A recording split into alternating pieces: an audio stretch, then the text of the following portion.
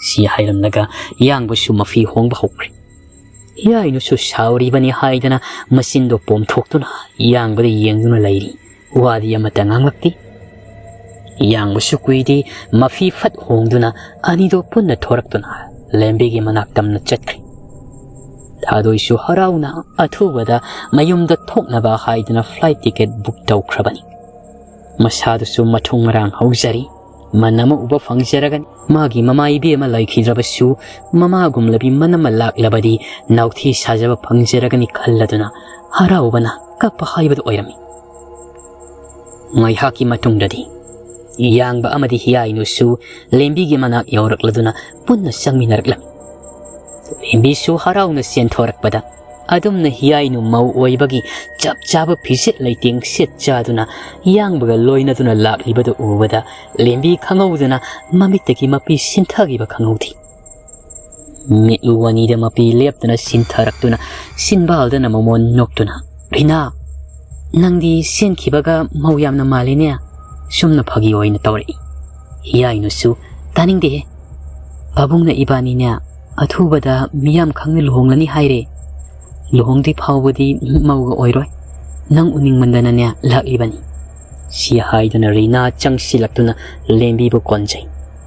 Lembi su leptuna lairiba yangba bu kauksinduna makhoi ahum punna harau nungaina wari kaya sanaduna lairami. Lembi amadi hiyainugi maraibak khenaba amata lairamti. Lembi gisu apokwa mama mapanu hundok piramlaba amani. Kana laitrabi hiyainuga tianga khibadagi lembi amadi hiyainu achetpa maru ama haibadu oikhibani. Hiyainu yangbada yenglai aduga tapna ai lembiga wari ama saba pami. Yangbasu hiyainugi wafam adu khangladuna nokmi noini wari saramuko aya swaidagi kai kainu khara lairugi si hairamduna thokri. Lembi nokfet tawduna as power ga se yamna pairamiko mama gi property haibadu oirabanina haibagi yamna inari si haidana noksari. Yainusu lembi gi pambomda makut thaduna yareba nangi haunabido hekta tawrakanu ai nangi wari aruwa ma sanagena laklibani. Lembi nokna kaiwano adum hayu. Yainu soru sangno hontoktuna lembi da yengladuna lembi aigi ming asingba hiyainu kawi. Rina haiba ming ase aina lauduna aigi saklotuna lakpani haidana hai. Lembi angakpa mityeng amaga loinana hiyainu da yengai aduga kari haiba adudi nang kanano karigi nangna nasakna ming lotlibano. Hiyainu ngasidi kapna magi asingba saktamdo lembi gi mafamda takthoraklami. Lembi angakpa amaga loinana hiyainu da yengduna lairi. Hiyainu gi asinga masak adu khanglakpada masada akiba masu phaurai. Hiyainu kapna aduna lembi ai maga kahinabadi ngamloi. Aina mabu yamna nungsiruri. Nungsiruba oibana mana aigi asingba saktam si khangkibada kari oigani khanbada ai mikup khuding otlari. Si haidana kaplari. Lembi su tapna adugi wabu manasu nangbu asingba nungsina loina biribasidi. Nangi asingba saktamdu khanglabasu magi nungsibadi karisu sangtaroida. Adugi dine karisu waganusi. Si haidana hiyainu gi sinthariba mapido tapna taithokpirai. Hiyainu kapna aduna lembi mana aibu nungsirabasu solaba pabung amadi aigi asingba saktamsi khanglako matamda kari oigani. Magi machal nupi thadoi haibado hek lakbaga pabungi mafamda aigi maramda kariguma kharadi tamlaragani haibadi ai khangle. Makhoina aibu ki hangoiba soidana poklakani.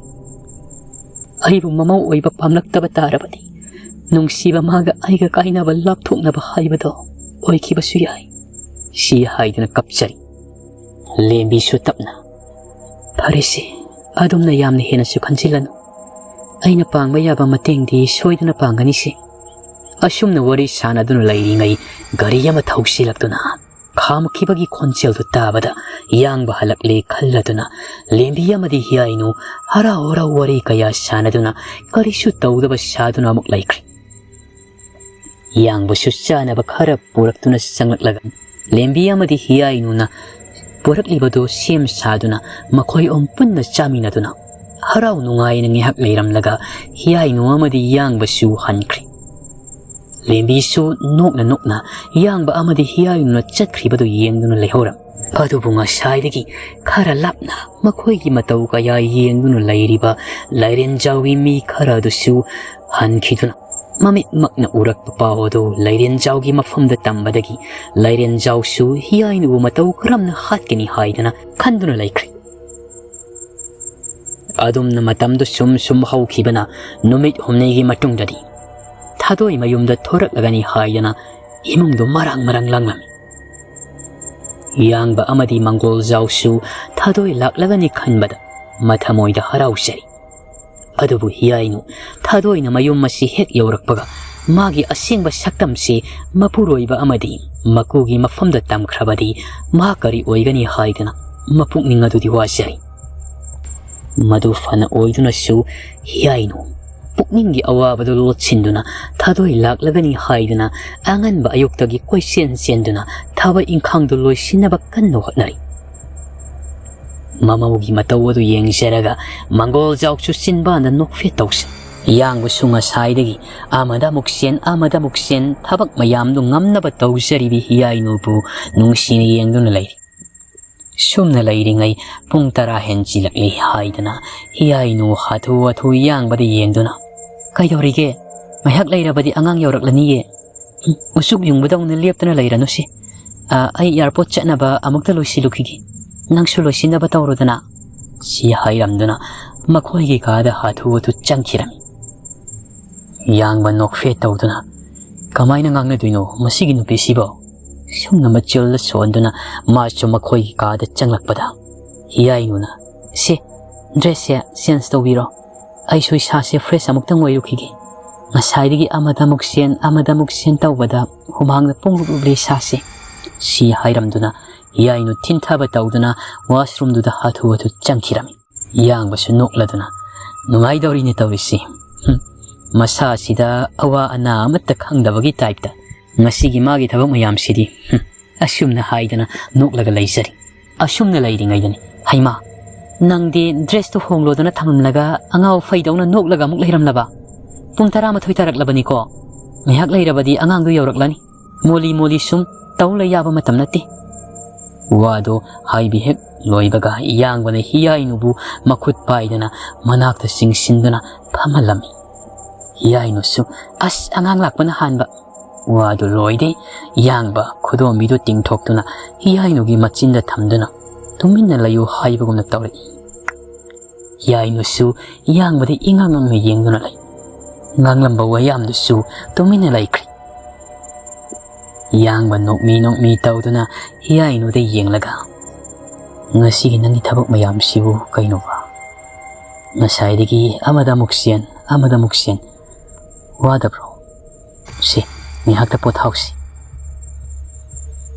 yangbu wahaidu tarobadagi hiyainu mapukningda lairamba awaba nungai taba kayado lotsinba ngamlaktraba mali mapi tapna sintharai Piroinaraba midyeng aduna yangbu nungsina yengzaduna ngasi aiba nungsibiriba sigumna aigi thawaisina haksang sibu thadokduna sidri phawbadi aduma nungsibiyoko haiduna hayaklami yangbu sunokfe tawduna hiyainugi sinthariba mapidu taithokpiduna aina nangbu kairongda mirairoye rina nangi nungsibagi sangdi nongmagi sum nangmu nungsibi hengalakibasini haiduna hiyainubu mathada konchenjai hiyainu su yangbugi matha nungda laiduna momo noksari asumna ngaihak leiramlaga mapi maroldu hongdoktuna anidu amuk taha thoglakpada mangol jawsu hanadagi loisenduna makhoibu ngaiduna leiramli dumna harau makhoi punna airport tamna chithiram airport yaurakladuna ngaihakni makhoi punna ngaiduna leirami ngaihaki matung thadoisu manipurda thunglaraduna Mabung amadi mapabung mabung airam nibadu ubada thadoi harauna chensilakuna mabung da konjai. Aduga dada aikoi inamadi inamalaktrabaro sumna hangai. Yang basu nokna wadi ngangdi makutamak tilai. Thadoi harauna mamayu lai thoktuna yenglakpadadi ure khara laptakna hiyainuna nokfe tawduna magi manak tamna sangsilakibado. Thadoi hiyainu ubamaktada masado tu sungkiba khanghaudi. Masil da sutapna mabu aigi inama sumna sonjai. Hiyainu su sangsilaktuna thadoi gi makokta tapna nanbidana. Isal su lamsang lakpagi waram lani. Lao yumda halaga phajana potharurasi. Haiduna thadoi gi trolley do singduna mana mang thaduna thadoi bo makhut sambiraga chatna ba hairi. Thadoi wala namata hairakti nokfe tawduna tomin hiyainu gi matung innaduna masu satkri. Gari manung adudasu thadoi hiyainu ga punna tongminarami. Matam adudasu wa matangandi hiyainu bo munna dumak yengduna laisari. Hiyainu su thadoi gi matau kaya do yengthuklibani. Adubu garisu khangdaba saduna thadoi de yengduna nokmi hiyainu na. Kaidoragi sanbo isal gi apambado nanamada hayusi haidana thadoi gi makokta nungsina nanbiram.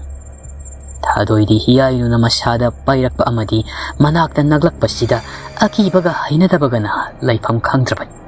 Adubu mabung amadi mapabung yauriba oibana ma karisu hairamdi. Tasengna mabung amadi mapabungda hiyainu gi asengba saktamse takningbanadi laingamdrabani. Thadoi su hainadaba kayado lotsinduna mabung amadi mapabungda hiyainu gi asenga masak asi matang saba mangaiduna hairagi khalladuna tominadumak laisinkre. Hiyainu su thadoi gi mataudu kupchen chenaduna thadoi gi mawang matau kaya yengnu laisaram. Sumna ngaihak lairabagi matungda mayum yaurakladuna makhoi punna haraw changminarai. Hiyainu ga loina na thadoi magi kada changai. Thadoi di hiyainu na manaknak na laibasida akiba kaya su phauraduna masado ngaihak ta laitaba ngamjaramdi. Hiyainu su thadoi gi mawang adu khanglibani. Masal nupi sina mabu kiti kirum tauriba matausi miyamangda tauraklabadi miyamna singnakini khanduna phajana magi aseng warido thadoi gi mafamda haidoklagi haiduna khankri. Thadoi di yenglaga nokfe tawduna hiyainuna ngayak potharamuko inamma sakthiriragi nang laklaga punna sasi haiduna ngairibani ngayak potharaga lairamo. Si haidana hiyainu kadudagi thokri. Thadoi sinbandadi momon taw hiyainu thokribadu yengduna layawi. Wakhaldasu khanjai. Aikhoi dadana nipisibu puraklibase. Nipisina namdana phari jatlo. Mapunsigi nupi koiraktaba aikhoi dadasibu nupisina tarai phagani haibadi ai thajade. Nongma nini sida aikhoi dada amadi nipisigi wari khangdoktaba yade. Si khanduna thadoi magi famungde hiptuna lairingai. Hiyainu muk sanglaktuna thadoi inamana sakthi baloire saro silao haidana kaure. Thadoi su fat hawgalaktuna hoi namma haiduna harau tawsinnaduna anidu thokminarai. Yangba amadi mangol jauksu sanglaktuna sakto sanaba tawrakpada yangbana kainurina nangsu isenga puna sarodana. Hiyainu su nokfe tawduna aidi kona dum saragi. Yang basu puna sahubana di paranida isalga puna sarusi. Mangol jauksu tapna imo ibema nasenga puna saminarone ngasidia. Adumna yang bada nattana mangol jauksu yauna hairaklabadudadi hiyainu su hoi saba hobiro pabung angangse saklamnagani. Haiduna masu siyaramada sangsinduna thadoi nakalda phamduna makhoi ani punna saktu saminarami. Mangol jauksu nokna ngasaidai ne isa tombi laklagani haiduna koisen eksen bada imau se waramlani. Yang basu hoi pabung ngasidi rinagi thabak mayam sidi layama yawe ko. Angang lakpana halani na amuk toiba haiduna da laikhrabani ne. Hausik manakta laira kansidana tumin amuk laikri si haiduna noksai mangol jau su nokna nokna harau nungai baga mapukning lang baga pasin aduna tauri bani ni ibungo hausing na manakta laina bani na mapukning ingtha bagi tauri bani imau gi matau se ipa na yai ipa di ahal matam oi silakli ipa hagi tungda yum sigi ahal haibado isa gi imau gana oi haugadori bani na aramaduna ne imau ibe ma nang ngasi nachan bu nungsiriba se mapuk si magi adumak sumna nungsibiyo ko yai no su tapna isandi aigi irem khak amani khallibani babu namauna yum sida hek khongdarak badagi mama ama haibado oikrabani aduna isanbu aigi ibok thoki isagumna mapuk asimagi nungsigani haiduna khairi yai no gi wadu tabada yangba amadi mangol jaudi mathamoi penkri adubu thadoidi mana khallubaga tayonaduna makhoibu nungsibiba amadi nauna mama kaina khrabi mabu mabuk thoki masamangni khanbirambaduda khangaudana mamittagi mape sinthana yainu da yengduna leisari yainu sunok fe tauduna thadoide yenglakpadadi adumna kaptuna mabu yengduna leirambaduda kaidoragi bema kaigi aigi salna kapkadoribano si haiduna sinthariba thadoigi mapido tapna taithoppirai thadoi karisu taudi haibagumna mangakto haiduna nokmi manna mabu yengtuna lairi thadoigi makokta tapna nungsina nanbiduna se isallam sanglakpagi waramlani aduna ne saksi sathose asumna machalbu thamjinbirai thadoisu haiduna sakto saba hokri masani ngolamadi mamaugi matawdu ubada mangol jaudi mathamoi penkri yangbasu magi nungsibi rinagi matawduna hena mahakbu nungsiba henkri adumna chaba thakpadu loiraga yainu thaba inkhang kaya tawribadu yengduna thadoi karigumba amadi hainingbagum hangingbagum tawduna laisari yainu su thabak adu tawna yengthorakpada thadoigi matawdu uri yainu na ibema kaidorage nangbo thadoi su tapna inamaga ayori khara sananingi haiduna mana tawribado masu mateng pangsilai yainu thadoigi matawdu yengduna nokfe tawsai aduga hoi thabakse loibagane inamagi hek wari sasi haiduna makhoi ani punna thabakto tawminakri yang busuloi sinba loiraduna thoglai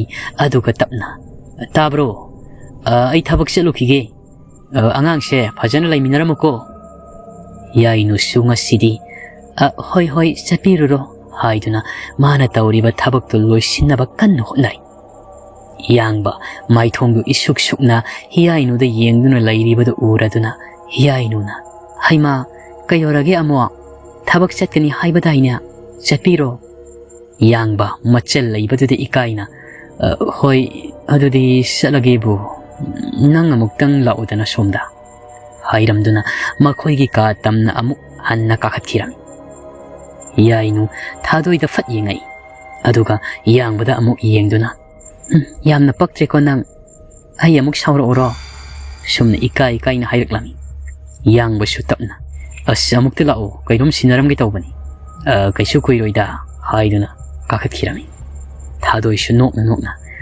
inama ayum tawram lage amukta changbiruro yainu sutapna hoi adudi nang losilamuko amukta changlukhigi haiduna yangbada sauni yengduna makhoigi ka tamna masu kakhatkri kaadudi hek changlakpaga yamna sauna karina nanga pamisa mi laite khangdemi ikai khangdridu kariginu haibanida yangbu sutapna as kaisu nateba si haiduna yainu makhut chamduna magi nakalda phamali aduga tapna nokfe tawduna ngasi ai halakpada kari lairo haino nangna saningba amadi ngasidi hayudana yainu su sauna yare ai kem saningde horen halakpada ai khoi punna chanaba ngama hek leiro yamna hainade ko nupi si hek lakpadagi nupi si gi manakta suru nairaga laikre haina kini ko yang basu nokmi aidi nangna inakte hek laibadagi ne nanaktagi hendokningdrabanine thabaksisu sataba yadawgi satli as aidi thabak amata kadanane nanaktam laininglabani si haidana safadu de hipthaki hiyainusu yare thabak satkani haibadu satnuro lau haibane mina thina ngangnabado yamna panganu ikaibasu khara khangnasiko lau haibane asumna yangbabu singsingduna school saningdaba angang mamana phuduna puthokugumna puthoraktuna yangbabu thabak thadokirami magi kadagi mabung amadi manamagi matawdu yengduna thadoisu noksari adumna yangbabu thabak chalankraga hiyainusu hathu thadoigi manaktumna sangai aduga tapna isalna sanangliba warido sanarase thadoisu inamabu aina lana laururi adugidamak nasalbu ngakpiuko inamana imungsibu amadi nasalaibu aduk nungsiramgani khandabana inamada nasalna ki hangoiba phaururi nasanbu inamana ngakpiuko imungsibu inamana phataba kayadagi ngakthokpiu haidana mapi tan kaplakla yainu kapna thadoiba mathada chena konsinbiduna adugidi inama karisu khande ainu waribasidi aigi asyengba saktamse khanglaktuna imungsina aibu mirai bigadra haibasidani tasingna ai dabu yamna nungsiruri ai maga kainaba lapthoknaba ngamloi babung amadi dadagi nungsiba telaba matam asida aigi thawai haksang sena punduna thamkri aduna ai isalgi damak ipuroibagi damak amadi babunggi damak ngasisu hinglibani hingsu hingkini mapoksimagi imungsigi mawa ama oiduna aigi punsina loikhidriba phauba ai imungsida lengdana laikhigani si haiduna kapchari thadoisu tapna ado inamagi phibamse karamna oikhibanu haibado nasanda khanganbiyo yainu mapido taithoktuna thadoide yengduna leiramuko inama kainom lorukigi hairamduna kadudagi thokri somdana lairel jauna yangbu kupchen chenarami yangbada natan imung asima punna tumna hatlaga machagi lamal singlagi khankri amaromdana hiyainu makuta phajeraba dairiya mapaiduna changai aduga thadoide yengduna aisi kanano aine ngasi oiribasi matau karamna oikhibanu haibado ngasidi isalda sengna thaklagi si haiduna changsilaklaga thadoigi famung aduda phamtharai dairi do hangtoktuna paba horakli nongsaba amadi laisi yumbal punsida nauna khongdarakpada ngairiba matai manau amakhakni nongsaba na laisibu yamna nungsijarami mikup koding makhoi anima harau nungsina na laijarami matamgi matung inna laisi mama haibadu oigadori adubu nongsabadi laisina mahaki macha ama piragani khanbada laisibu hena nungsiba haibadu oirami nongsaba afaubu doctor amani nongsaba hospital da lairingai laisina call tawrai nongsaba su nok fetawna hello laisia kaidorage laisi su tamo halak laroi dro hange tawbane ai thanda laibasi yamna nungaiteba aduna thuna lao nongsaba su nokna hoi halakna batawragi ado ngasidi kai saninge nangna saningba madi hayu laisi su ngeha khallabagi tungda tapna san ayaiba leiro nongsaba mamit anidu langthoktuna nokmi ha san ayaiba sadoiba ha hayeng isado san malakpa soidene ha si haidana noksai laisi su sauna yare to ai kem saningdre kemta laibira anu si haidana phone do thamkri nongsaba phone screen do da yengduna mathamoi pena noktuna laisai asumna ngihak lairamlaga nongsaba mayumda halakli laisi su sauduna tummaga lairami nongsaba nokna tabro laisia ai halakle haidana kausi laisi su sauna halaklaga kaidorage chalo aingondaga kaubirakanu sumna sauna hai nongsaba nokna o phare adudi aina lairamliba sansa ayaibase charanuko laisi su mahakna chaninglibado leir e hairakpaduda sauramaga pungpha phakiduna hiblambadagi fuk hawalaktuna Kadai, piro o, ngasay di saning na layraminin. Hayri. Nung saba siya nok na. Sisi, haying isado, san malaklabadi niya, sauni ko, hay na nuksay. Laysi su sana. Ay nasari siya, haying isado, hikpok paga, sanaw daw na mapangan kandoy niya, si hay na nasari. Nung saba siya, sanaw daw na tawrak labadi, haying isado di, ngang nabawa daw rin niya. Siyum na wari kaya sana doon na haraw, matay manaw do, nok to na layram. Matam na siyum hawki do na, laysi magumata suzilak do na. Machani pa mapangjarami. Adobo nung sabadi, macha yaurabani na, machagi wakalda pungaw haibad oikri. Magi nupi amadi machagi nung sibana, nung sabagi masya pungyaw yumlak laba haibad oikri. Machani pa adobo pibarel haiduna mington jarami. Adom na pibarel na taama makai kare helaka matam sida. Laysigi masyado yam nangamlak lamdi. Toy na wan tabada natana masampaw ba kiin ba horak lami. Nung saba sumagi maru hayra ba doktor kaya matana doon na yeng lubadadi. Laysi blood cancer last stage yaw doon na layramli. Nung saba ang aw ba haibad oikri. Kahit harak laba, magi loy na bilay sige may tunga do, lona yeng siya do na kapchay. Yeng ba yeng abasu, lay sibukan mangamlaroy hayba kang badagi. Nung saba, ngawksit na ba hayba do oiri. Tiba yaba tirak bada, red bed hayda na kang na ba sikpi makala sina, anaba makal kaya kuan mangami hayba si tingnaram. Red bed hayba sikpi asi, tiba hawkri. Tiba yaba tira ba gitungda red bed hayriba sikpido anikak hingna pabangamlam.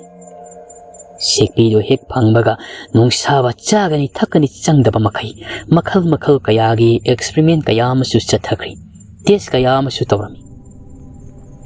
Adum na tama hina kanna nung saba na test amadi experiment kaya chatharakpadagi. Go na thangda serama makaksia mangamlam. Nung saba haraw na seramdo pudo na magi loy na bilay sige manaktas sangaki. Ado laysi di kahe na masyado suksin kiba na pamungdagi machileng mangamda na tado na layri. Masyamdo su nong magikin kiba na marukukli. Tangaw raba kutsuwa do su tay fetari. Kuiraw na rabi mitsinado gi mitkado da muna kamtiak do na layri ba do ubada. Nung saba, laysigi mataw do yeng mangamda kapchay. Laysi nokfet daw do na yam na wana makwala do siri. Hindi pa, nangadom na kapkano ba? Nupa man kidre, nangsi, pangkap di kaplata na. Ay karisu tawroy. Isa pibaril bo, ibani na, matiksa na siyangki kadabani. Siyum na hayzaray. Nung saba sutap na. Isabu ibani na matiksa ba misyak ama soy na ohen kadabani nang kariso tawi aroy nang yaudra ba ay kipon sidi mapung baba pun siya manati ibani pun na isabu siyam ki kadabani sum na hayda na mana purak pa seram do laysigi mapam da kapsin kri ngayak adu da laysi hidak tugi mayay do kang mangamda lau kong bahorakli. Oirakli ba magi loy na biyadugi mataw do yeng mangamda nung saba laysi ba matada siyat na konsin no na kapchay. Laysi adong na awas say na do ngayak kang laga tumin na ing na laykri. Nung saba sutap na nipi si tabro nang kayurage sumnahang si. Laysi sutap na kayo taw di ay sak lamay ni pa ay sak sagi na hayri. Nung saba su, hoy, ay sak tirugi, nang ihaklir mo ko, hayram laga, nung saba para-parap changlak to na, sak to tina baho na ringay, makhoy-gi-hoy do, masada sok bugum na, kan na, yam nuwa na ko ngay. Nung saba su sak to tina, Jelly, nang kayo rage, tumina dumlayo ko, siyom na kitchan do dagi, Lauram li hayraga sakto tiba loira do na hatu magi nupigi kada changlak to na nipiya sak thirisi sakse khara wado haiba loi khidri makhuna pairam ba pukham do laimai da ta khiba khangautri angakpa mityeng amaga loinana nungsaba kaadada yengduna laikri ka manung adudana machin mayadu ikhengna punglupladuna tathak pukham takibagi makholda laisi yenthori laisigi makhut mayada jelly gi thawai yaudrba haksang du taduna lai nongsaba mamitagi mapi sinthaduna magi nungsibi laisibu yengjerai laisi su kapna upa ai ikheng takpa pami ai ikheng takini pa si haidan law khongna kap phorli nongsaba su wakhalna masadu chingduna kadudagi thoglakduna maningi yengkholdudagi yenbi ama faduna purakli hairaga yenbi do hatukli hairaga ikheng do phajena kona made yarami wakhalda su khanjari ngasi aigil laisina oiribi firamse aina ohenmani thatida ko aisi laisi yamna phatti khanduna kapjai ayaki matungda nongsaba changlakduna mana purakpa ikhendo laisigi mafamda pithaklam adumna numit khudingi sayen hatlaga ikhen pithakpana laisigi masadu tapna phagalakli kelamba samhorakli kusu kumen maksilamba pharli mapangal se nongmogi kankhalaklam adubu nongmadi nongsabana hospital da emergency ama leibadagi operation tawduna leiram matam kuina sangna lawduna mai pakna operation do tawduna miyo yama bukan biram laga nongsaba su hospital dagi yang na halai mayum yawduna imung da changlakpada laisi yamna wana chatpa ngamda lengbu otpa ngamdana yumyai du da taduna leiramki saba su yamna pakhatna laimai da tariba laisi gi nakta chensilaktuna laisi nakidorage adu laisi wa mata pachina ngangba ngamdri sonthangna i haidana masilda solai nongsaba khangladuna laisibu phamungda pusanduna thamlaga laisigi makokta nungsina nanbiduna laisi nangwarabu suwana ngi khanglamuko ai soiduna nangi ikheng puraki hairamduna maning adomda chenthoraktuna yenglubadadi yengonduda yen nganu amatta lairamdri nongmagi yen nganu amama khatlaga laisigi ikheng pithakpana loikibani nongsaba matha sana magi gari do lokthoraktuna chicken center amada thuna chatkri somnana laisi awabado khangba ngamlakri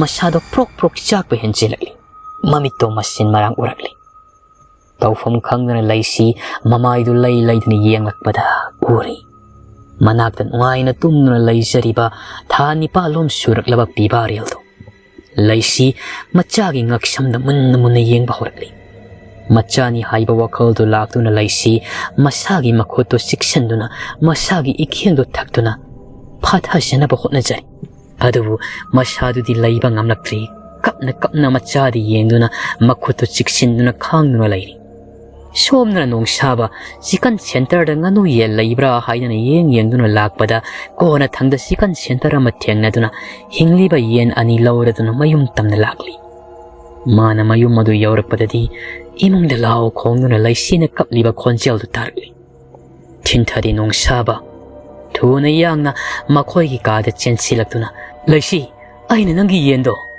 wadu haiba loiba nangkidri makhuna pairamba yendu laimaida khangthar thadaki nongsaba wakhal taduna karigumba amada yengduna laikri masadu puba ngamda laimaida sat phamthaduna yengkhiba amada dumak yengduna ayekpa laikum machi lengdana mamit kuptuna laikhirami nongsabana yengduna lairibasi atei karida sunati laisigi matam bakta pamduna lairiba thawai yaudraba macha pibareldani nongsaba tapna sangsilaktuna kapliba laisibu yengduna laisi karino ngasi nangna tawramliba sibo ha laisi hayo karino ngasi nangna tawramliba sibo asumna magi loinabi laisigi masa nomduna hangsari laisi su kapna ai lankri ai isane isabu phajin mangamkidri si haiduna mathwai sakna kapchari adumna kaplibadu laikai miyamadu su taduna changlakpadadi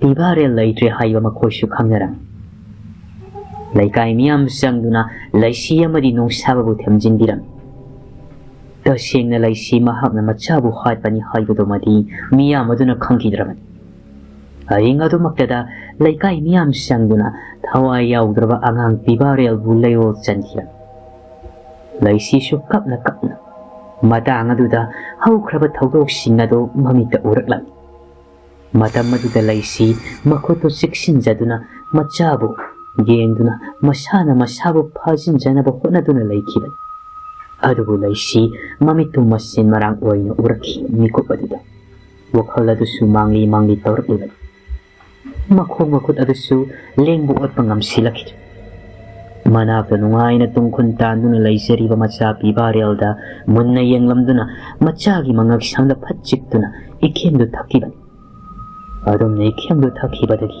ꯃꯁꯥꯗꯨ ꯋꯥꯈꯜ ꯇꯞꯅ ꯇꯞꯅ ꯂꯥꯛꯈꯤ꯫ ꯉꯝꯂꯝꯗꯕꯗꯁꯨ ꯐꯔꯛꯈꯤꯕꯅꯤ꯫ ꯋꯥꯔꯨꯕꯒꯤ ꯂꯩꯁꯤ ꯁꯣꯔ ꯑꯗꯨ ꯆꯥꯎꯅ ꯆꯥꯎꯅ ꯍꯣꯟꯗꯨꯅ ꯉꯥꯏꯍꯥꯛ ꯑꯗꯨ ꯂꯩꯔꯤꯉꯩ ꯃꯤꯠꯃꯥꯡꯗ ꯃꯆꯥ ꯄꯤꯕꯥꯔꯦꯜꯒꯤ ꯊꯋꯥꯏ ꯌꯥꯎꯗ꯭ꯔꯕ ꯍꯛꯆꯥꯡꯗꯨ ꯇꯥꯗꯨꯅ ꯂꯩꯔꯤꯕꯗꯨ ꯎꯔꯛꯂꯤ꯫ ꯂꯩꯁꯤꯁꯨ ꯍꯥꯊꯨ ꯍꯥꯊꯨ "ꯏꯕꯨꯡꯉꯣ, ꯁꯤ ꯀꯩꯗꯧꯔꯕꯒꯦ?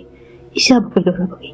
ꯋꯥꯗꯨ ꯍꯥꯏꯕ ꯂꯣꯏꯕ ꯉꯝꯈꯤꯗ꯭ꯔꯦ꯫ ꯃꯆꯥꯒꯤ ꯉꯛꯁꯝꯗ ꯇꯥꯔꯤꯕ ꯃꯁꯥꯃꯛꯅ ꯆꯤꯛꯈꯤꯕꯒꯤ ꯃꯐꯝꯗꯨ ꯎꯔꯗꯨꯅ ꯂꯩꯁꯤ ꯑꯉꯥꯎꯕꯤ ꯑꯃꯒꯨꯝꯅ "ꯏꯃꯥꯒꯤ ꯏꯕꯨꯡꯉꯣ, ꯏꯃꯥꯗꯤ ꯃꯥꯡꯖꯔꯦꯗꯅ ꯌꯥꯔꯣꯏ, ꯏꯆꯥꯅ ꯏꯃꯥꯕꯨ ꯊꯥꯗꯣꯛꯇꯨꯅ ꯆꯠꯈꯤꯕ ꯌꯥꯔꯣꯏ. ꯏꯆꯥ ꯂꯩꯔꯤ ꯈꯟꯗꯨꯅ ꯏꯆꯥꯒꯤ ꯃꯪꯂꯥꯟꯗ ꯏꯃꯥꯅꯤ ꯅꯣꯡꯃꯇ ꯏꯃꯥꯒꯤ ꯃꯐꯝꯗ ꯏꯃꯥ ꯍꯥꯏꯗꯨꯅ ꯀꯧꯔꯝꯗꯅ ꯏꯃꯥꯕꯨ ꯊꯥꯗꯣꯛꯇꯨꯅ ꯆꯠꯂꯕ꯭ꯔꯥ?" ꯅꯨꯡꯁꯥꯕꯁꯨ ꯃꯊꯃꯣꯏꯗꯣ ꯄꯦꯜꯂꯛꯇ꯭ꯔꯦ꯫ ꯃꯥꯅ ꯁꯤꯜꯂꯨꯕꯅ ꯃꯆꯥꯒꯤ ꯊꯋꯥꯏ ꯃꯥꯡꯂꯤ꯫ ꯃꯥꯒꯤ ꯂꯣꯏꯅꯕꯤꯁꯨ ꯏꯈꯦꯡ ꯊꯛꯄꯤ ꯍꯤꯡꯆꯥꯕꯤ ꯑꯃ ꯍꯥꯏꯕꯗꯨ ꯑꯣꯏꯍꯜꯂꯦ ꯍꯥꯏꯗꯨꯅ ꯈꯜꯂꯨꯔꯒ ꯄꯦꯟꯗꯕ ꯅꯨꯡꯉꯥꯏꯇꯕꯅ ꯃꯁꯥꯗꯨ ꯊꯨꯝꯃꯠꯈꯤꯗꯨꯅ ꯃꯥꯒꯤ ꯅꯨꯄꯤꯗ ꯀꯥꯞꯈꯤꯕ ꯁꯦꯔꯝꯗꯨ ꯑꯃꯒ ꯑꯃꯨꯛ ꯍꯟꯅ ꯁꯤꯝꯗꯨꯅ ꯃꯁꯥꯃꯛꯇ ꯀꯥꯞꯁꯤꯟꯖꯈ꯭ꯔꯦ꯫ ꯃꯗꯨ ꯂꯣꯏꯕꯒ ꯅꯨꯡꯁꯥꯕ ꯃꯥꯅ ꯁꯤꯖꯤꯟꯅꯔꯝꯕ ꯄꯣꯠꯆꯩ ꯑꯃꯗꯤ ꯃꯥꯅ ꯇꯦꯁ ꯀꯌꯥ ꯇꯧꯈꯤꯕꯒꯤ ꯄꯣꯠꯆꯪ ꯆꯩꯖꯪ ꯀꯌꯥ ꯑꯗꯨ ꯄꯨꯂꯞꯅ ꯃꯩ ꯊꯥꯗꯣꯛꯇꯨꯅ ꯃꯥꯡꯍꯜꯂꯝꯃꯤ꯫ ꯑꯗꯨꯝꯅ ꯃꯇꯩ ꯃꯅꯥꯎ ꯑꯅꯤꯗꯨ ꯏꯈꯦꯡ ꯊꯛꯄ ꯇꯝꯊꯤꯔꯕ ꯖꯤꯕ ꯑꯃ ꯑꯣꯏꯔꯛꯄꯅ ꯂꯩꯀꯥꯏꯁꯤꯒꯤ ꯁꯥ ꯁꯟ ꯇꯣꯏꯅ ꯃꯥꯡꯕ ꯍꯧꯔꯛꯂꯤ꯫ ꯃꯇꯝꯁꯤꯗꯁꯨ ꯂꯩꯁꯤ ꯅꯥꯎꯄꯨꯔꯛꯇꯨꯅ ꯑꯃꯨꯛ ꯃꯀꯨꯝ ꯃꯊꯥ ꯁꯨꯖꯜꯂꯛꯈꯤ꯫ ꯅꯨꯡꯁꯥꯕꯁꯨ ꯃꯥꯒꯤ ꯂꯣꯏꯅꯕꯤꯅ ꯃꯀꯨꯝ ꯃꯊꯥ ꯁꯨꯖꯜꯂꯛꯄꯁꯤꯗ ꯂꯩꯁꯤꯕꯨ ꯀꯨꯞꯁꯦꯟ ꯁꯦꯟꯅꯖꯔꯝꯃꯤ꯫ ꯅꯣꯡꯃ ꯅꯤꯅꯤꯒꯤ ꯃꯇꯨꯡꯗꯗꯤ ꯑꯍꯤꯡ ꯆꯥꯕꯣꯛ ꯑꯃꯗ ꯂꯩꯁꯤ ꯑꯉꯥꯡ ꯎꯅꯗꯨꯅ ꯍꯤꯌꯥꯏꯅꯨꯕꯨ ꯐꯪꯖꯔꯝꯃꯤ꯫ ꯍꯤꯌꯥꯏꯅꯨ ꯄꯣꯛꯄꯗꯒꯤ ꯃꯥꯒꯤ ꯀꯨꯆꯨꯗꯨ ꯌꯥꯝꯅ ꯀꯥ ꯍꯦꯟꯅ ꯉꯧꯔꯛꯈꯤ꯫ ꯍꯤꯌꯥꯏꯅꯨꯗꯤ ꯄꯣꯛꯄꯗꯒꯤ ꯚꯥꯏꯔꯁ ꯑꯗꯨꯒꯤ ꯂꯩꯅꯥ ꯆꯦꯟꯗꯨꯅ ꯄꯣꯛꯂꯛꯄ ꯍꯥꯏꯕꯗꯨ ꯑꯣꯏꯔꯝꯃꯤ꯫ ꯃꯆꯥ ꯌꯥꯎꯔꯕꯅꯤꯅ ꯃꯆꯥꯒꯤ ꯑꯃꯗꯤ ꯃꯥꯒꯤ ꯂꯣꯏꯅꯕꯤꯒꯤ ꯏꯈꯦꯡ ꯊꯤꯕ ꯅꯨꯡꯁꯥꯕꯁꯨ ꯆꯠꯂꯝꯃꯤ꯫ ꯅꯣꯡꯃꯒꯤ ꯅꯨꯃꯤꯠ ꯑꯃꯗꯅꯤ ꯍꯤꯌꯥꯏꯅꯨ ꯆꯍꯤ 2-3 ꯁꯨꯔꯛꯄ ꯃꯇꯝ ꯑꯁ꯭ꯋꯥꯏꯗꯅꯤ ꯂꯩꯁꯤꯅ ꯂꯩꯀꯥꯏꯒꯤ ꯑꯉꯥꯡ ꯑꯃ ꯏꯈꯦꯡ ꯊꯛꯂꯨꯕꯗꯒꯤ ꯂꯩꯀꯥꯏ ꯃꯤꯌꯥꯝ ꯍꯧꯗꯨꯅ ꯄꯨꯂꯤꯁ ꯄꯨꯗꯨꯅ ꯂꯥꯛꯂꯝꯃꯤ꯫ ꯑꯗꯨꯕꯨ ꯄꯤꯛꯂꯤꯕꯤ ꯍꯤꯌꯥꯏꯅꯨꯗꯤ ꯍꯔꯥꯎꯅ ꯑꯗꯨꯃꯛ ꯁꯥꯟꯅꯗꯨꯅ ꯂꯩꯖꯔꯤ꯫ ꯅꯨꯡꯁꯥꯕ ꯑꯃꯗꯤ ꯂꯩꯁꯤꯁꯨ ꯂꯩꯀꯥꯏ ꯃꯤꯌꯥꯝ ꯂꯥꯛꯄꯗꯨ ꯎꯔꯗꯨꯅ ꯄꯤꯛꯂꯤꯕ ꯃꯆꯥ ꯍꯤꯌꯥꯏꯅꯨꯕꯨ ꯄꯝꯗꯨꯅ ꯃꯅꯤꯡ ꯊꯣꯡ ꯐꯥꯎꯗꯨꯅ ꯆꯦꯟꯈ꯭ꯔꯦ꯫ ꯃꯈꯣꯏ ꯄꯨꯂꯤꯁꯁꯤꯡ ꯑꯗꯨꯁꯨ ꯆꯦꯟꯈ꯭ꯔꯤꯕꯗꯨ ꯎꯔꯗꯨꯅ ꯃꯈꯣꯏ ꯄꯨꯟꯅ ꯆꯦꯟꯈ꯭ꯔꯤꯕꯗꯨ ꯇꯥꯟꯅꯈꯤ꯫ ꯅꯨꯡꯁꯥꯕ ꯑꯃꯗꯤ ꯂꯩꯁꯤꯕꯨ ꯇꯥꯟꯅꯕ ꯐꯪꯂꯛꯇꯕꯗꯒꯤ ꯄꯨꯂꯤꯁ ꯀꯌꯥ ꯑꯗꯨꯁꯨ ꯅꯣꯡꯃꯩꯅ ꯃꯁꯤꯡ ꯈꯪꯗ ꯀꯥꯞꯁꯤꯜꯂꯛꯏ꯫ ꯀꯥꯞꯂꯛꯄ ꯅꯣꯡꯃꯩ ꯑꯗꯨꯅ ꯂꯩꯁꯤꯒꯤ ꯃꯅꯪꯒꯟꯗ ꯄꯥꯜꯂꯝꯃꯤ꯫ ꯅꯨꯡꯁꯥꯕꯁꯨ ꯃꯥꯒꯤ ꯂꯣꯏꯅꯕꯤ ꯂꯩꯁꯤꯕꯨ ꯁꯣꯛꯂꯛꯄꯗꯒꯤ ꯁꯥꯎꯔꯛꯇꯨꯅ ꯃꯆꯥꯕꯨ ꯃꯐꯝ ꯆꯥꯅ ꯊꯝꯂꯦ ꯍꯥꯏꯔꯒ ꯇꯥꯟꯅꯔꯛꯂꯤꯕ ꯄꯨꯂꯤꯁ ꯈꯔ ꯑꯗꯨ ꯇꯝꯅ ꯆꯣꯡꯁꯤꯟꯗꯨꯅ ꯄꯨꯂꯤꯁ ꯀꯌꯥꯗꯨ ꯂꯣꯏꯅ ꯍꯥꯠꯇꯣꯛꯂꯝꯃꯤ꯫ ꯑꯗꯨꯝꯅ ꯄꯨꯂꯤꯁ ꯈꯔ ꯑꯗꯨ ꯍꯥꯠꯂꯝꯂꯒ ꯂꯩꯁꯤꯒꯤ ꯃꯅꯥꯛ ꯇꯝꯅ ꯅꯨꯡꯁꯥꯕ ꯆꯪꯁꯤꯜꯂꯛꯄꯗ ꯂꯩꯁꯤꯗꯤ ꯑꯗꯨꯃꯛ ꯇꯥꯏꯕꯪꯁꯤ ꯊꯥꯗꯣꯛꯇꯨꯅ ꯂꯩꯔꯝꯂꯤ꯫ ꯀꯞꯅ ꯀꯞꯅ ꯊꯋꯥꯏ ꯌꯥꯎꯗ꯭ꯔꯕ ꯃꯥꯒꯤ ꯂꯣꯏꯅꯕꯤ ꯂꯩꯁꯤꯒꯤ ꯍꯛꯆꯥꯡꯗꯨ ꯀꯣꯟꯗꯨꯅ ꯂꯩꯔꯤꯉꯩ ꯂꯩꯀꯥꯏ ꯃꯤꯌꯥꯝꯅ ꯈꯔ ꯂꯥꯞꯇꯛ ꯃꯈꯣꯏꯕꯨ ꯇꯥꯟꯅꯔꯛꯂꯤꯕꯗꯨ ꯎꯔꯗꯨꯅ ꯅꯨꯡꯁꯥꯕ ꯃꯆꯥꯕꯨ ꯄꯨꯗꯨꯅ ꯆꯦꯟꯈꯤꯔꯝꯃꯤ꯫ ꯑꯗꯨꯝꯅ ꯃꯄꯥ ꯃꯆꯥ ꯃꯈꯣꯏ ꯑꯅꯤ ꯃꯤꯌꯥꯝ ꯃꯔꯛꯇꯒꯤ ꯇꯣꯉꯥꯟꯅ ꯂꯣꯠꯇꯨꯅ ꯂꯩꯈꯤꯕꯅꯤ꯫ ꯑꯁꯤꯅ ꯍꯥꯏꯕꯅꯆꯤꯡꯕꯗꯨ ꯍꯤꯌꯥꯏꯅꯨꯅ ꯊꯥꯗꯣꯏꯒꯤ ꯃꯐꯝꯗ ꯂꯤꯗꯨꯅ ꯈꯪꯍꯜꯂꯝꯃꯤ꯫ ꯋꯥꯔꯤꯁꯤꯡꯗꯨ ꯇꯥꯔꯨꯕꯗꯒꯤ ꯊꯥꯗꯣꯏꯁꯨ ꯇꯞꯅ "ꯑꯗꯨꯕꯨ ꯏꯅꯝꯃ, ꯍꯌꯦꯡ ꯏꯅꯝꯃꯅ ꯄꯣꯛꯂꯛꯄ ꯑꯉꯥꯡ ꯑꯗꯨꯁꯨ ꯚꯥꯏꯔꯁ ꯑꯁꯤꯅ ꯋꯥꯗꯨ ꯍꯥꯏꯕ ꯂꯣꯏꯗ꯭ꯔꯤꯉꯩ ꯃꯈꯥꯗ ꯄꯣꯠ ꯆꯩ ꯂꯪꯈꯥꯏ ꯊꯨꯒꯥꯏ ꯇꯧꯕꯒꯤ ꯑꯃꯗꯤ ꯃꯪꯒꯣꯜ ꯆꯥꯎꯅ ꯂꯥꯎꯕꯒꯤ ꯃꯈꯣꯜꯗ ꯅꯠꯇꯅ ꯅꯤꯄꯥ ꯃꯈꯣꯏ ꯈꯔꯅ ꯅꯣꯛꯄ ꯑꯃꯗꯤ ꯂꯥꯎ ꯈꯣꯡꯅꯕꯒꯤ ꯈꯣꯟꯖꯦꯜ ꯀꯌꯥ ꯇꯥꯔꯛꯂꯤ꯫ ꯊꯥꯗꯣꯏꯗꯤ ꯀꯥꯒꯤ ꯊꯣꯡꯅꯥꯎꯗꯨꯗ ꯌꯦꯡꯂꯨꯕꯗꯗꯤ ꯎꯔꯦ ꯁꯨꯃꯥꯡꯗ ꯃꯈꯣꯏ ꯃꯤꯑꯣꯏ ꯈꯔ ꯆꯪꯂꯛꯇꯨꯅ ꯃꯪꯒꯣꯜ ꯆꯥꯎꯕꯨ ꯐꯨꯕꯤꯔꯤꯕꯗꯨ꯫ ꯍꯤꯌꯥꯏꯅꯨꯁꯨ ꯁꯥꯎꯅ ꯀꯥꯗꯨꯗꯒꯤ ꯂꯥꯎ ꯈꯣꯡꯗꯨꯅ ꯃꯈꯥ ꯇꯝꯅ ꯍꯥꯊꯨ ꯍꯥꯊꯨ ꯆꯦꯟꯊꯈꯤ꯫ ꯃꯁꯥꯗꯨꯁꯨ ꯁꯥ ꯉꯥꯅ ꯉꯪꯕꯒꯨꯝꯅ ꯉꯔꯪ ꯉꯔꯪ ꯉꯪꯗꯨꯅ ꯊꯣꯛꯈ꯭ꯔꯦ꯫ ꯊꯥꯗꯣꯏꯗꯤ ꯀꯤꯈꯤꯕꯅ ꯃꯕꯨꯡꯗ ꯀꯣꯜ ꯇꯧꯔꯝꯃꯤ꯫ ꯌꯥꯡꯕꯁꯨ ꯀꯣꯜꯗꯣ ꯄꯥꯏꯈꯠꯇꯨꯅ ꯊꯥꯗꯣꯏ ꯗꯗꯥ ꯍꯜꯂꯛꯇꯧꯔꯦ ꯄꯣꯠ ꯂꯩꯒꯦ ꯇꯧꯔꯤꯌꯦ ꯊꯥꯗꯣꯏꯁꯨ ꯀꯞꯅ ꯗꯗꯥ ꯅꯪ ꯂꯥꯛꯑꯣ ꯃꯤ ꯃꯌꯥꯝ ꯑꯃ ꯂꯥꯛꯂꯒ ꯄꯥꯕꯨꯡꯁꯦ ꯐꯨꯕꯤꯔꯦ ꯍꯥꯏꯗꯨꯅ ꯀꯞꯅ ꯄꯥꯎꯗꯝꯂꯛꯏ ꯌꯥꯡꯕꯁꯨ ꯀꯩꯅꯣ ꯊꯥꯗꯣꯏ ꯅꯪꯅ ꯍꯥꯏꯔꯤꯕꯗꯨ ꯀꯩꯅꯣ ꯗꯗꯥ ꯊꯨꯅ ꯂꯥꯛꯂꯒꯦ ꯀꯅꯥꯅꯣ ꯂꯥꯛꯂꯤꯗꯣ ꯁꯤ ꯍꯥꯏꯔꯝꯗꯨꯅ ꯌꯥꯡꯕ ꯄꯣꯠ ꯆꯩꯒ ꯂꯩꯔꯝꯗꯅ ꯊꯨꯅ ꯌꯥꯡꯅ ꯃꯥꯒꯤ ꯒꯥꯔꯤ ꯈꯥꯝꯂꯤꯕꯗꯨꯒꯤ ꯃꯅꯥꯛꯇ ꯆꯦꯟꯁꯤꯟꯗꯨꯅ ꯃꯌꯨꯝ ꯇꯝꯅ ꯒꯥꯔꯤꯗꯣ ꯊꯧꯗꯨꯅ ꯆꯠꯈ꯭ꯔꯦ ꯌꯥꯏꯅꯨꯁꯨ ꯁꯥꯎꯅ ꯂꯥꯎ ꯈꯣꯡꯂꯗꯨꯅ ꯆꯦꯟꯁꯤꯜꯂꯛꯂꯒ ꯅꯤꯄꯥ ꯑꯃꯗ ꯐꯟ ꯆꯣꯡꯁꯤꯟꯗꯨꯅ ꯅꯤꯄꯥꯗꯨꯒꯤ ꯉꯛꯁꯝꯗ ꯃꯌꯥꯅ ꯁꯤꯛꯂꯤ ꯍꯥꯏꯔꯒ ꯏꯈꯦꯟꯗꯨ ꯊꯛꯇꯣꯛꯇꯨꯅ ꯈꯨꯗꯛꯇ ꯍꯥꯠꯈꯤꯔꯝꯃꯤ ꯃꯈꯣꯏ ꯃꯌꯥꯝꯗꯨꯒꯤ ꯃꯔꯛꯇ ꯂꯥꯏꯔꯦꯟꯖꯥꯎꯁꯨ ꯌꯥꯎꯔꯝꯃꯤ ꯌꯥꯏꯅꯨꯕꯨ ꯎꯕꯗ ꯂꯥꯏꯔꯦꯟꯖꯥꯎꯅ ꯅꯨꯄꯤ ꯑꯁꯤ ꯐꯥꯎ ꯍꯥꯏꯗꯨꯅ ꯂꯥꯎꯔꯛꯏ ꯃꯈꯣꯏ ꯅꯤꯄꯥ ꯈꯔꯗꯁꯨ ꯌꯥꯏꯅꯨ ꯇꯝꯅ ꯆꯦꯟꯁꯤꯜꯂꯛꯈꯤ ꯂꯩꯃꯥꯏꯗ ꯁꯣꯛꯇꯨꯅ ꯇꯥꯔꯤꯕ ꯃꯀꯨꯕꯨ ꯎꯔꯒ ꯍꯦꯟꯅ ꯁꯥꯎꯅꯤꯡꯈꯤꯕꯅ ꯃꯅꯥꯛ ꯇꯝꯅ ꯆꯦꯟꯁꯤꯜꯂꯛꯄ ꯅꯨꯄꯥ ꯈꯨꯗꯤꯡꯃꯛ ꯃꯉꯛꯁꯤꯡꯗ ꯆꯤꯛꯇꯨꯅ ꯂꯣꯏꯅꯃꯛ ꯍꯥꯠꯇꯣꯛꯂꯝꯃꯤ ꯃꯉꯧꯒꯤ ꯃꯇꯧꯗꯨꯗ ꯃꯪꯒꯣꯜꯖꯥꯎꯁꯨ ꯏꯉꯛ-ꯉꯛꯅ ꯌꯦꯡꯗꯨꯅ ꯂꯩꯖꯔꯤ ꯂꯥꯏꯔꯦꯟꯖꯥꯎꯗꯤ ꯍꯤꯌꯥꯏꯅꯨꯒꯤ ꯃꯇꯧꯗꯨ ꯎꯕꯗ ꯀꯤꯈꯤꯕꯅ ꯃꯥꯒꯤ ꯅꯣꯡꯃꯩꯗꯨ ꯂꯧꯊꯣꯛꯇꯨꯅ ꯍꯤꯌꯥꯏꯅꯨ ꯇꯝꯅ ꯑꯅꯤꯔꯛ ꯑꯍꯨꯝꯂꯛ ꯀꯥꯞꯁꯤꯜꯂꯛꯂꯝꯃꯤ ꯌꯥꯏꯅꯨꯁꯨ ꯂꯩꯗꯨꯅ ꯆꯦꯜꯂꯒ ꯐꯠ ꯂꯥꯎꯅ ꯈꯪꯍꯧꯗꯅ ꯆꯦꯟꯁꯤꯜꯂꯛꯂꯒ ꯂꯥꯏꯔꯦꯟꯖꯥꯎꯒꯤ ꯃꯉꯛꯁꯝꯗ ꯈꯪꯁꯤꯛ ꯁꯤꯛꯇꯨꯅ ꯂꯥꯏꯔꯦꯟꯖꯥꯎꯒꯤ ꯏꯈꯦꯡ ꯑꯗꯨ ꯂꯣꯏꯅꯃꯛ ꯊꯛꯇꯣꯛꯂꯝꯃꯤ ꯂꯥꯏꯔꯦꯟꯖꯥꯎ ꯈꯨꯗꯛ ꯑꯗꯨꯗ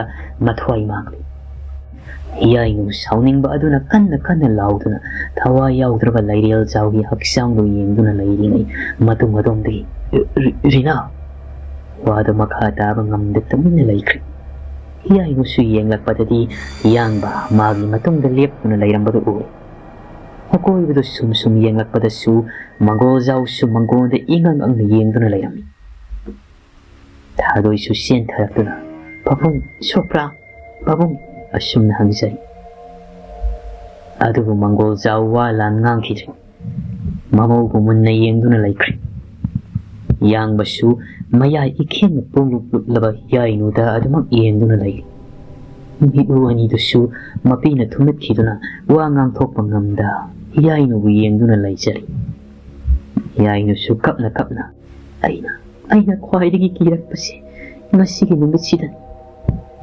ꯑꯩꯒꯤ ꯑꯁꯦꯡꯕ ꯁꯛꯇꯝꯁꯤ ꯈꯪꯂꯛꯄ ꯃꯇꯝꯗ ꯏꯃꯨꯡꯁꯤꯅ ꯑꯩꯕꯨ ꯍꯩꯅꯔꯣꯏ ꯀꯤꯍꯪꯒꯣꯏꯅ ꯐꯥꯎꯈꯤꯅꯤ ꯈꯟꯗꯨꯅ ꯏꯁꯥꯅ ꯏꯁꯥ ꯊꯦꯝꯖꯤꯟꯖꯗꯨꯅ ꯑꯋꯥꯕ ꯀꯌꯥ ꯂꯣꯠꯁꯤꯟꯗꯨꯅ ꯂꯥꯛꯄꯅꯤ ꯑꯗꯨꯕꯨ ꯉꯁꯤꯗꯤ ꯑꯩꯒꯤ ꯑꯁꯦꯡꯕ ꯁꯛꯇꯝꯁꯤ ꯅꯈꯣꯏꯅꯁꯨ ꯎꯔꯕ ꯅꯠꯇ꯭ꯔꯥ ꯁꯤ ꯍꯥꯏꯗꯨꯅ ꯀꯞꯆꯩ ꯌꯥꯡꯕꯗ ꯅꯨꯡꯁꯤꯅ ꯌꯦꯡꯗꯨꯅ ꯇꯞꯅ ꯌꯥꯏꯅꯨ ꯑꯩꯅ ꯈ꯭ꯋꯥꯏꯗꯒꯤ ꯀꯤꯕꯗꯤ ꯗꯗꯥ ꯅꯪꯒ ꯑꯩꯒ ꯂꯥꯞꯅꯒꯗ꯭ꯔꯥ ꯀꯥꯏꯅꯒꯗ꯭ꯔꯥ ꯍꯥꯏꯕꯁꯤ ꯗꯗꯥꯒꯤ ꯅꯨꯡꯁꯤꯕ ꯑꯃꯗꯤ ꯄꯥꯕꯨꯡꯒꯤ ꯅꯨꯡꯁꯤꯕꯅ ꯑꯩꯕꯨ ꯅꯨꯡꯁꯤꯕꯤꯕ ꯑꯁꯤꯅ ꯑꯩꯒꯤ ꯏꯁꯥꯁꯤ ꯃꯆꯦ ꯂꯦꯡꯕ ꯉꯝꯗꯅ ꯐꯥꯈꯤꯕꯅꯤ ꯑꯗꯨꯕꯨ ꯉꯁꯤꯗꯤ ꯑꯩꯒꯤ ꯑꯁꯦꯡꯕ ꯁꯛꯇꯝꯁꯤ ꯎꯔꯕꯅꯤ ꯈꯪꯂꯕꯅꯤ ꯅꯈꯣꯏꯅ ꯑꯩꯕꯨ ꯇꯨꯀꯠꯆꯕ ꯁꯣꯏꯗꯅ ꯐꯥꯎꯔꯝꯂꯅꯤ ꯁꯤ ꯍꯥꯏꯗꯨꯅ ꯀꯞꯆꯩ ꯁꯤꯟꯊꯔꯤꯕ ꯃꯄꯤ ꯑꯗꯨ ꯃꯈꯨꯠ ꯑꯗꯨꯅ ꯇꯞꯅ ꯇꯩꯊꯣꯛꯇꯨꯅ ꯑꯩ ꯌꯨꯝꯁꯤꯒꯤ ꯃꯧ ꯑꯣꯏꯕꯗ ꯃꯇꯤꯛ ꯆꯥꯗꯦ ꯃꯇꯝ ꯀꯌꯥꯗꯒꯤ